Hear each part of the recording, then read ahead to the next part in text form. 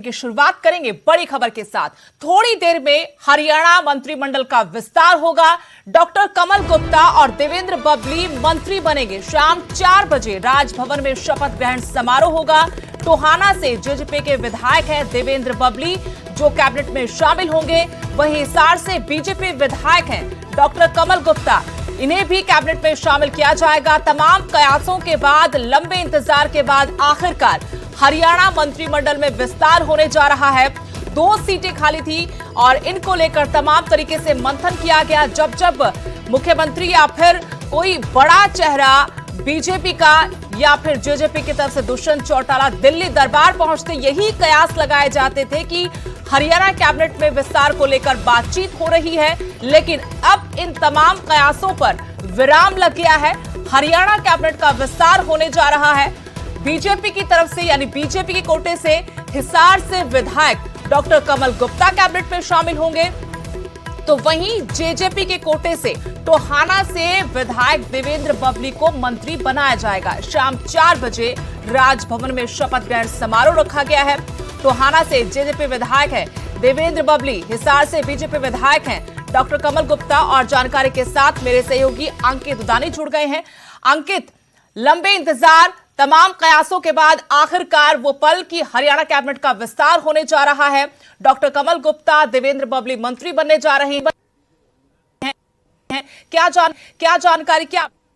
बिल्कुल सुदेश, आखिर वो पल आ गया है, क्योंकि लंबे अरसे से ये कयास लगाए जा रहे थे। लगभग 2.25 साल हो गए हैं जब से ये कयास लगाए जा रहे थे कि मंत्रिमंडल का विस्तार कब होगा। लेकिन अब 4 बजे मंत्रिमंडल का विस्तार होने जा रहा है और कमल गुप्ता और देवेंद्र बबली, जो कि जेजेपी कोटे से एक मंत्री बनना था, तो उसके नाम की अगर बात करें तो वो देवेंद्र बबली है, टोहाना से विधायक। और बीजेपी कोटे से जो एक सीट खाली थी उसमें कमल गुप्ता, जो हिसार से विधायक हैं। और आपको दिखाना चाहूँगा कि पूरी तैयारियाँ हो चुकी हैं। कमल गुप्ता भी यहाँ पहुँच चुके हैं, आप देख सकते हैं कि वो भी यहाँ मौजूद है। कमल गुप्ता आ चुके हैं। अभी देवेंद्र बबली अभी यहाँ पहुँचेंगे और पहुँच करके, क्योंकि अब दोनों को शपथ दिलाई जाएगी। 4 बजे ये शपथ ग्रहण समारोह शुरू होगा।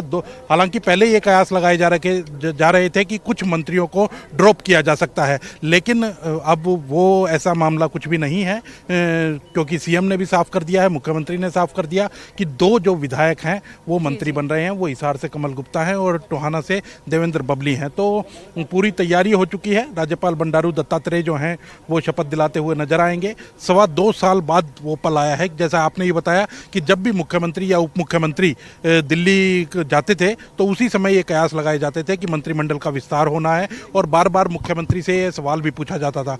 मुख्यमंत्री भी ये कहते हुए नजर आते थे कि जब होगा तब बता दिया जाएगा। मैं केवल दिल्ली इसीलिए नहीं आता कि मंत्रिमंडल का विस्तार करना है, और भी बहुत से काम होते हैं। तो लगातार, लेकिन अब कयासों के ऊपर विराम लगने जा रहा है और कमल गुप्ता और देवेंद्र बबली जो कि फाइनली मंत्री बनने जा रहे हैं। जी, लेकिन इन 2 नामों के पीछे की सियासी समझने की कोशिश करेंगे अंकित, क्योंकि जो कमल गुप्ता है हिसार से विधायक है बीजेपी के, तो वहीं देवेंद्र बबली टोहाना से विधायक है जेजेपी के। तो इलाके को देखा गया, क्षेत्र को देखा गया। इसके अलावा जातिगत समीकरणों को भी साधने की कोशिश की गई है। अग्रवाल समाज से आते हैं गुप्ता, तो वहीं देवेंद्र बबली जाट चेहरा है। किस तरीके से आने वाले दिनों की हम हरियाणा की सियासत से इन बदलावों को जोड़कर देख सकते हैं? बिल्कुल, अगर बात की जाए तो अब की बार जब 90 विधायक चुन करके आए 2019 के अंदर, तो बीजेपी के जो विधायक चुन करके आए 40 विधायक, उनमें से 8 जो हैं वो वैश्य समुदाय से थे। और वैश्य समुदाय जो है, कहीं ना कहीं मैं आपको विजुअल्स भी साथ के साथ, जो तस्वीरें हैं वो भी आपको साथ के साथ दिखा रहे हैं कि जो 8 जो विधायक हैं वो वैश्य समुदाय से चुन करके आए हैं।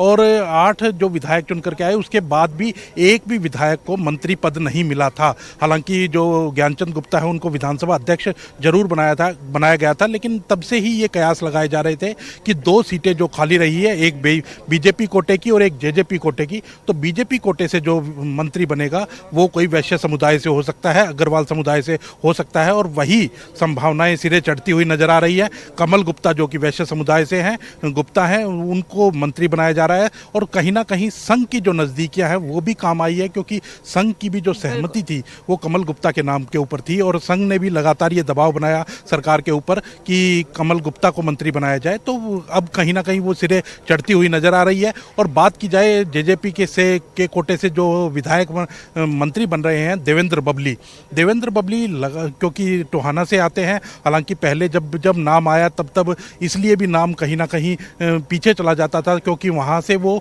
सुभाष बराला जो कि बीजेपी के पूर्व में प्रदेश अध्यक्ष रहे हैं उनको हरा करके आए हैं और सबसे ज्यादा वोटों से जीत करके आए थे। लेकिन बात की जाए कि वो कहीं ना कहीं विटो लगा देते थे, लेकिन सुभाष बराला को अब पहले सेट कर दिया गया, उनको चेयरमैन बना दिया गया और अब देवेंद्र बबली को मंत्री बनाने का रास्ता साफ हो गया था। तो जेजेपी ने भी अपने कोटे का जो नाम है वो काफी समय पहले ही दे दिया था और अब वो पल आया है जब दोनों मंत्री बनने जा रहे हैं। तो कहीं ना कहीं जातीय जो संतुलन है उसको भी साधने की कोशिश की गई है। क्षेत्रवाद संतुलन तो बिल्कुल सादा ही है, क्योंकि हिसार की अगर बात करें, सिरसा की अगर बात करें, फतेहाबाद की अगर बात करें, तो वहां से अभी तक रणबीर गंगवा को छोड़ दें क्योंकि वो डिप्टी स्पीकर हैं, तो उसके अलावा कोई भी मंत्री नहीं था। और जो सिरसा से अगर कहें तो रणजीत सिंह चौटाला जरूर मंत्री थे और दुष्यंत चौटाला जो डिप्टी सीएम है उनका उचाना विधानसभा क्षेत्र था। तो लेकिन अब कुल मिलाकर ऐसा है कि सिरसा जिला, हिसार जिला का दबदबा जरूर है इस सरकार में, सत्ता में जो भागीदार हैं, चाहे जेजेपी या फिर निर्दलीय विधायक जो हैं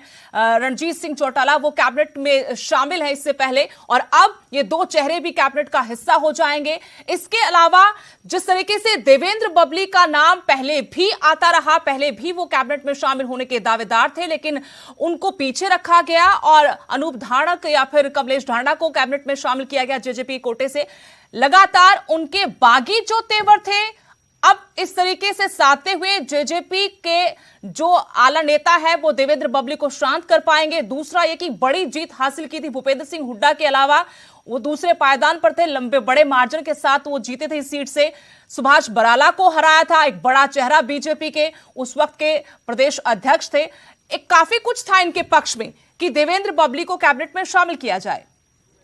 अंकित, बिल्कुल इसमें कोई दो राय नहीं है, क्योंकि पहले जो नाम आ रहे थे, अगर जब 2019 के चुनाव की बात करें, जब जीत करके आए थे जेजेपी के विधायक, तो उस समय जो प्रबल दावेदार थे वो रामकुमार गौतम और ईश्वर सिंह प्रबल दावेदार के रूप में उभर करके सामने आए थे। और हमने देखा भी था कि जिस तरह मंत्रिमंडल का विस्तार हुआ और मंत्रिमंडल के अंदर विस्तार के अंदर दोनों के ही नाम कट गए, क्योंकि ईश्वर सिंह की जगह अनूप धानक को बना दिया गया और रामकुमार गौतम जिस तरह से मुखर हो गए थे और लगातार जेजेपी के खिलाफ कहें या दुष्यंत चौटाला के खिलाफ कहें, अजय सिंह चौटाला के खिलाफ कहें, लगातार बयानबाजी कर रहे थे और विरोध में बयानबाजी कर रहे थे, तो उससे ये जाहिर हो गया था कि उनका पत्ता बिल्कुल साफ हो चुका है। और उसके बाद अगर कोई बात आती थी तो वो देवेंद्र बबली की आती थी। देवेंद्र बबली लगातार क्योंकि बड़े मार्जिन से जीत करके आए थे, लेकिन मैंने जो पहले भी बताया कि कहीं ना कहीं उनके नाम पर जो विट्टो लगता था वो सुभाष बराला के कारण लग जाता था, क्योंकि सुभाष बराला भी गठबंधन की सरकार है और भारतीय जनता पार्टी के पूर्व में प्रदेश अध्यक्ष रहे हैं। अब वो प्रदेश अध्यक्ष, क्योंकि 1 साल तक लगभग वो प्रदेश अध्यक्ष सरकार बनने के बाद भी रहे और उसके बाद जब ओम प्रकाश धनखड़ प्रदेश अध्यक्ष बन चुके हैं और उनको भी सेट कर दिया गया है, उनको भी चेयरमैन बना दिया गया है, सार्वजनिक उपक्रम ब्यूरो का उनको चेयरमैन बना दिया गया है, तो उसके बाद कहीं ना कहीं रास्ता साफ होता हुआ नजर आ रहा था कि देवेंद्र बबली अब मंत्री बन सकते हैं। तो वही हुआ है और दुष्यंत चौटाला की भी सहमति थी और कहीं ना कहीं लॉटरी भी कह सकते हैं कि देवेंद्र बबली की लगी है, क्योंकि देवेंद्र बबली कांग्रेस में थे और कांग्रेस में जब अशोक तंवर के साथ थे और अशोक तंवर ने जब कांग्रेस छोड़ी तो कहीं ना कहीं वो भी पायदान पे, पिछड़े पायदान के ऊपर आ गए थे कि अब वो क्या करें। तो वो निर्दलीय लड़ना चाहते थे, लेकिन उसी समय जेजेपी ने उनको टिकट दी और जेजेपी की टिकट होकर बोलते रहे, ये उनके पक्ष में जाता नजर आ रहा है। शुक्रिया अंकित तमाम जानकारी के लिए। 4 बजे शपथ ग्रहण समारोह होगा। समारोह की तैयारियां, कमल गुप्ता जिनको कैबिनेट में शामिल किया जाएगा बीजेपी के कोटे से, वो वहां पर पहुंच चुके हैं। आपको बता दें कि हरियाणा मंत्रिमंडल का विस्तार हो रहा है, 2 चेहरों को शामिल किया जाएगा। जेजेपी के कोटे से टोहाना से विधायक देवेंद्र बबली, वहीं बीजेपी के कोटे से हिसार से विधायक कमल गुप्ता कैबिनेट में शामिल होंगे।